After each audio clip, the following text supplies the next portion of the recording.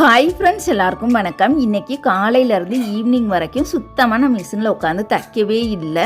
இன்றைக்கி ஃபுல்லாக பார்த்தீங்கன்னா காலையிலேருந்து கொஞ்சம் வீட்டு வேலைகள் பார்த்தேன். அதுக்கப்புறமா பார்த்தீங்கன்னா தாலுகா ஆஃபீஸ்க்கு போக வேண்டிய வேலை இருந்தது. நாங்கள் திண்டுக்கல் மாவட்டம்ங்கிறனால அங்கே போகாமல் சிங்கம்னார்லேயே மாற்றிக்கலாம் அப்படின்னு சொல்லியிருந்தாங்க. சரி, எதுக்குன்னு நம்ம போய் நேரடியாக போய் கேட்டுட்டு வந்துடலாம் அப்படின்னு சொல்லி கேட்டு பார்த்த பொழுது இங்கேயே நீங்கள் தாராளமாக மாற்றிக்கலாம் அப்படின்னு சொல்லிட்டாங்க. தாலுகா ஆஃபீஸ்லேருந்து ரிட்டன் பார்த்தீங்கன்னா நான் அப்படியே கடைக்கு போயிட்டேன். அங்கே போயிட்டு ஒரு சில கஸ்டமருக்கு லைனிங் கிளாத்து நான் எடுத்துகிட்டு வந்துட்டேன்.